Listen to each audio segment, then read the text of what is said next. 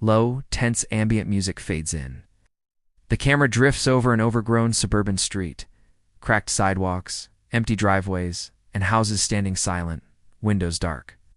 It was supposed to be the perfect American neighborhood: neatly built homes, friendly streets, playgrounds where children laughed, and gardens that bloomed in the summer sun.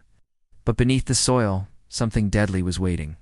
The people who lived here didn't know it, but their dream was built on poison.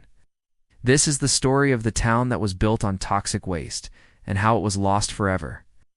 Archival photos fade in, rows of modest houses, smiling families in front yards, children riding bikes. In the late 1970s, a place called Love Canal in Niagara Falls, New York was home to hundreds of working-class families. Life seemed simple and safe. Parents worked in nearby factories, kids walked to school, and the neighborhood carried the quiet hum of ordinary life. But the ground beneath their feet hid a secret that would shatter it all. Decades earlier, in the 1940s and 50s, the area had been used as a dumping site by the Hooker Chemical Company.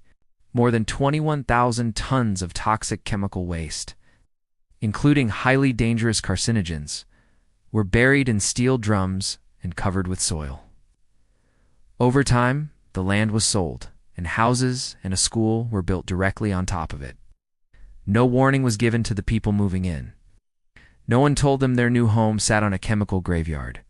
Footage of rain falling on wet streets, storm drains gurgling.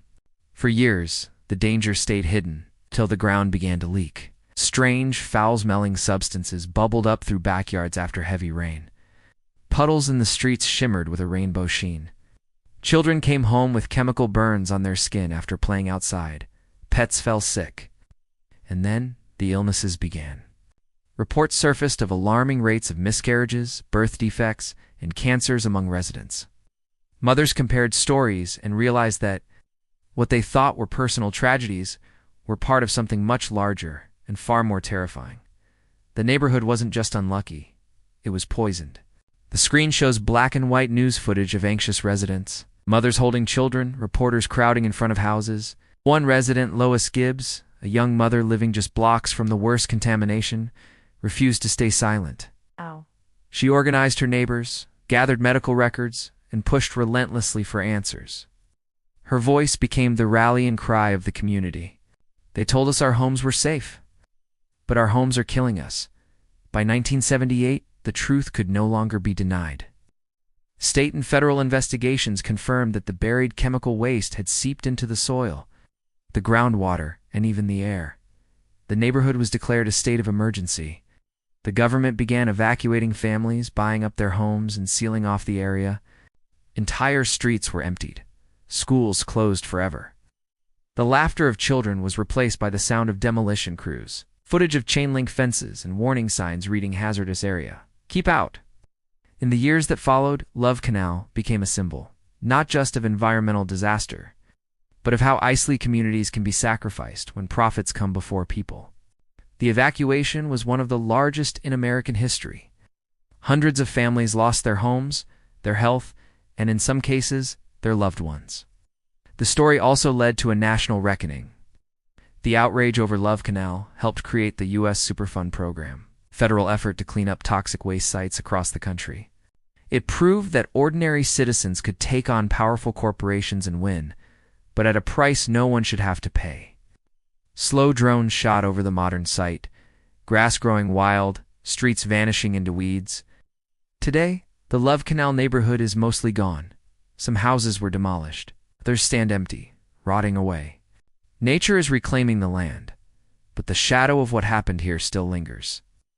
Even decades later, the name Love Canal carries a warning, a reminder that what lies beneath the surface can destroy everything above it.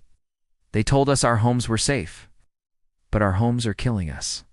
Those words are more than a cry of anger. They are the truth that saved lives, but too late to save the town. Footage of a lone streetlight flickering at dusk, then fading into darkness. The town that was built on toxic waste will never again be a place for families, for backyard barbecues, for the sound of children playing. It exists now only in photographs, in court records, and in the memories of those who lived there. And in its silence, It asks a question we can never afford to ignore. How many more towns lie quietly over buried secrets waiting to be discovered? Music swells, screen fades to black. White text appears, forgotten American towns and lost histories.